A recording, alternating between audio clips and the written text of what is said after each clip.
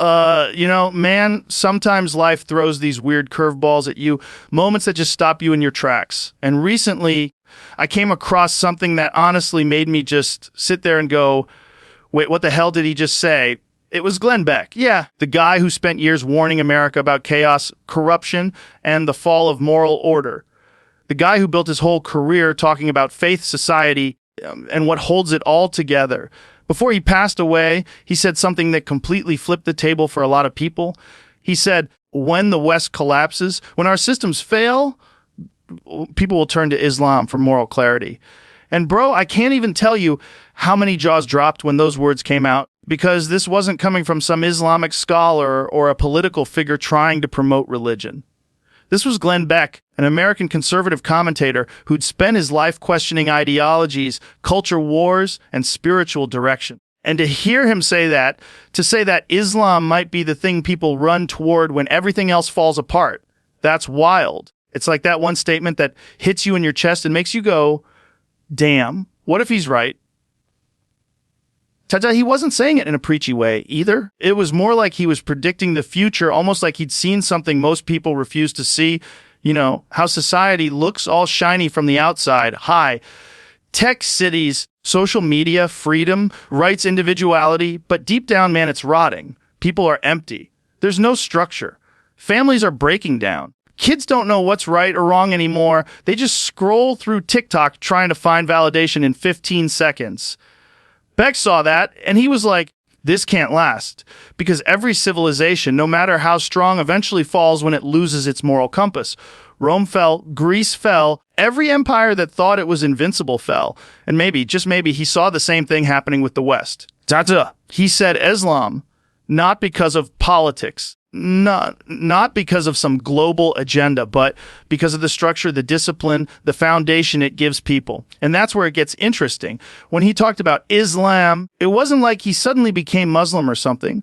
It was like he recognized that there's something there that modern society doesn't have anymore. A system that's been holding people together for 1,400 years.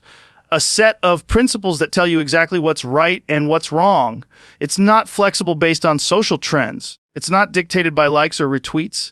It's about duty, family, honesty, prayer, accountability. The kind of stuff that's missing everywhere else. You can feel how strange it must have been for people listening to him. They expected him to bash religion or maybe talk about reforming faith. But instead, he's like, no, man, when this whole thing collapses, when your credit systems crash, when your kids are lost, when truth has no meaning, that's when people will look at Islam and realize it still stands. And honestly, that's not even far-fetched. Think about it. People crave order. They crave truth. You strip away all the noise, and humans naturally look for meaning. Beck was just saying out loud what a lot of thinkers secretly suspect, that when all this Western chaos eats itself alive, people are going to start searching for something that gives them peace. And Islam, for millions of people, already does. You know what's crazy, man? When you really sit and think about it, what Glenn Beck said wasn't just about religion. It was about the human condition. Like, strip away the politics, the labels, the culture wars, and you've got a species that's lost. People walking around with their phones glued to their hands, arguing online about pronouns, about brands, about who's woke and who's not. Everyone wants to look morally superior, but nobody actually lives by any code anymore. That's what Beck was seeing. He was looking at the Western world, America especially, and realizing that all these systems we built to make life easier actually made life emptier. We've got more comfort than any generation in history, and yet we're more depressed, more anxious, more disconnected. Ta-da! And the part that gets me is how he phrased it for moral clarity. Like, man, that's such a powerful phrase. Because it's not just about religion, it's about direction. People don't even know what's right or wrong anymore. Everything's subjective. Everything's your truth. There's no absolute truth. You can't even have a real conversation without someone saying, well, that's your opinion. Beck was saying, at some point, that chaos becomes unbearable. At some point, people will get sick of being confused. They'll want something solid, something that doesn't change every 5 minutes. And when that happens, they'll turn toward the one system that's been saying the same thing since the 7th century. And that's the shocking part. He was acknowledging that Islam has stability. You might not agree with every part of it. You might not even understand it, but you can't deny that it's consistent. It's unshakable. You pray 5 times a day. You fast. You give charity. You stay loyal to your family. You worship one God. That's it. Simple, structured, and solid. No updates, no version 2.0, no rebranding to fit the latest social movement. Beck saw that, and he compared it silently, I think, to what the West has turned into. Sada, we've got people redefining morality based on what's trending on social media. We've got entire generations raised by influencers instead of parents. And it's not even about good or bad, it's about confusion. The lines are so blurry that people have stopped even trying to find truth. And Beck, being who he was, a guy obsessed with civilization, morality, and divine order, he couldn't help but see that the West was drifting. He knew this ship was heading toward a storm. Tada, he was like, when this thing crashes, and people will want rules again. They'll want purpose, they'll crave meaning, and man, that hit me hard. Because he wasn't talking about some far off future. It's already happening. You can see it everywhere. People are tired of fake happiness. They're tired of feeling lost. They're searching, and some of them quietly are already finding Islam. They don't even talk about it publicly because of how controversial it sounds. But you can see it. Westerners converting, reading, asking questions, looking for structure. Sada Beck's statement wasn't about praising Islam politically. It was about predicting human nature. When systems collapse, humans go back to the fundamentals: faith, community, discipline, belief. He just happened to say out loud what everyone's afraid to admit, that Islam has preserved those fundamentals better than anyone else. Turtot. You know what's wild, man? The more you think about it, the more you realize Beck wasn't just making a prediction. He was kind of confessing something. Like, deep down, he knew that the Western model of freedom had turned into a paradox. You give people unlimited freedom with no moral framework, and it eats itself alive. That's what he saw. That's what he was trying to warn about. We built this empire of choice. Choose your lifestyle. Choose your identity. Choose your truth. And somehow, all that choice left us more confused than ever. It's like giving a kid 1,000 toys and wondering why they're bored in 5 minutes. Humans need direction. They need boundaries.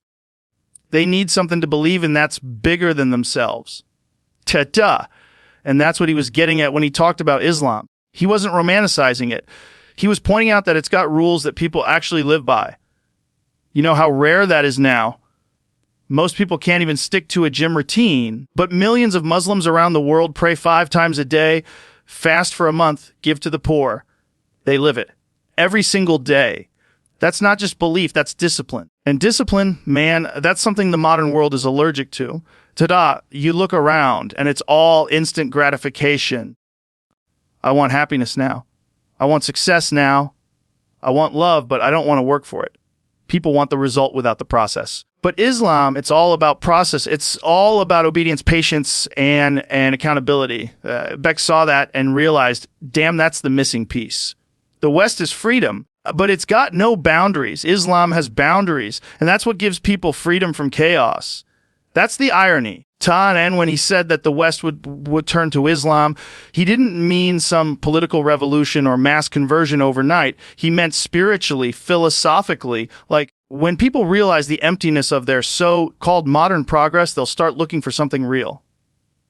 Because deep down, the soul can't live on algorithms and entertainment forever. You can feed your body junk food and it'll survive for a while. But your soul starves without truth. Said Beck was looking at the West the way a doctor looks at a patient who's pretending to be fine. Everything looks successful. Skyscrapers, luxury, innovation. But the patient's dying inside. He saw the divorce rates, the suicides, the loneliness, the obsession with identity. He saw people trying to replace God with fame, with followers, with dopamine hits, and that's when he realized the end game. When this spiritual vacuum reaches its breaking point, people won't go to therapy or politics for answers. They'll look toward faith, real faith, structured faith. And Islam, whether you like it or not, offers that in a way no modern ideology does. Tedza, he wasn't saying Islam is better. In a competition sense, he was saying it's stronger. It's more resilient. It's not bending with every cultural wind. And man, That's what shook people, because coming from him, it was like the system critic finally admitting that the system's biggest fear, that religion might outlast modernity, was actually true. It was his way of saying, we've built a tower without a foundation and it's starting to shake. Ta-da! And you know what's even more mind-blowing, man? The timing of it all. Like, he said this near the end of his life, when people usually get more honest, more reflective, when the ego fades and truth starts sounding louder than opinions. Beck wasn't talking as a media personality anymore. He was talking like a man who'd seen the rise and fall of an empire from the inside. He'd been part of the machine. He'd seen the politics, the media manipulation, the spiritual decay. And at the end, he's basically saying, this can't go on. Something's going to give. That's not a rant. That's a realization. Tedo, you ever notice how the West is obsessed with saving everything except itself? Save the planet, save democracy, save the whales, but nobody's saving the soul of society.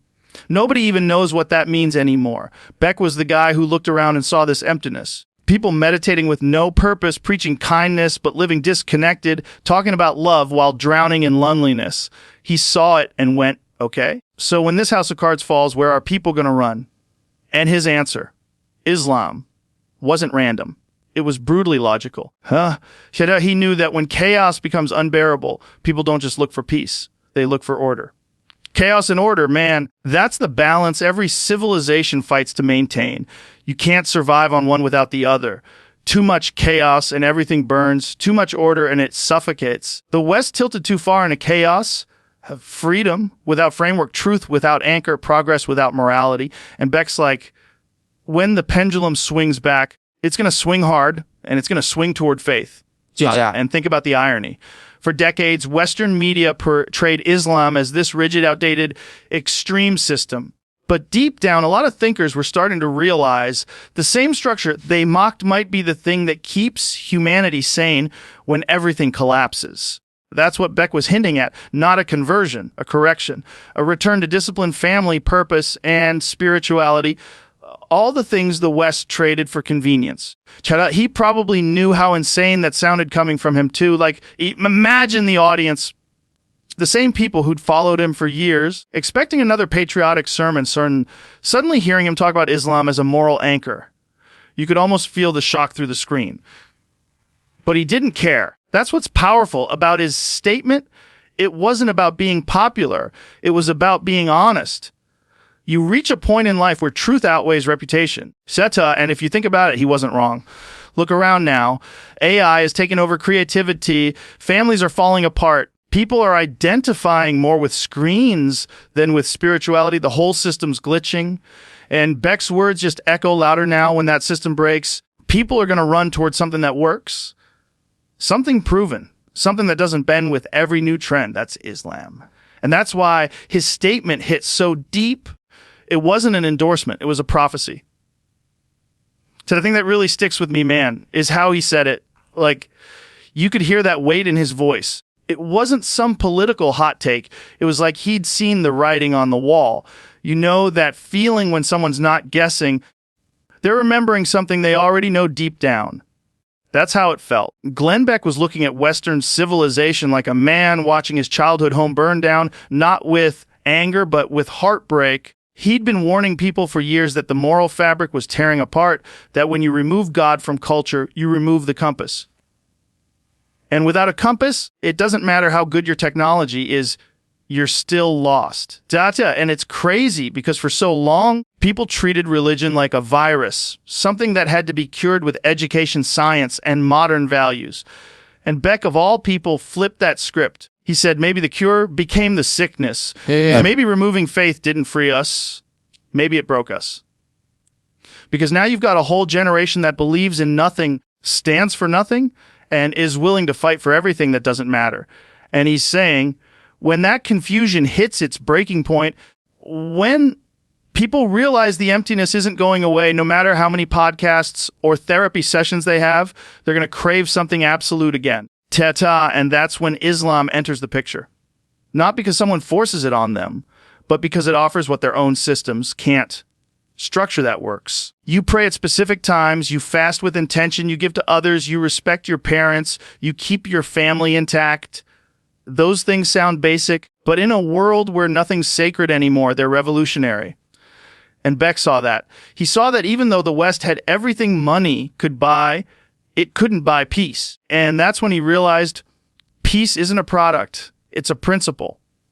What really gets me is how consistent he was in his logic. He didn't just say Islam. He explained why Islam. He said that faith survives because it's rooted in accountability. That's something modern society hates, accountability. Everyone wants to be their own God, make their own rules, define their own reality. But the moment you remove accountability to something higher than yourself, everything becomes subjective. And subjective morality, man, that's the death of truth. It's the slow decay of civilization disguised as progress. And Beck wasn't saying Muslims are perfect or that the Muslim world doesn't have problems.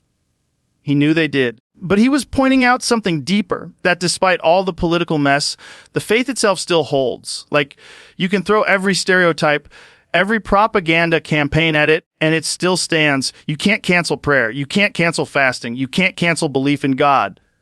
That's power, man. That's resilience. Ta-da. So when he said, the West will turn to Islam, it wasn't a fantasy, it was a forecast. He was predicting the moment when the noise of modern life gets so unbearable that people start searching for silence, and in that silence they find truth.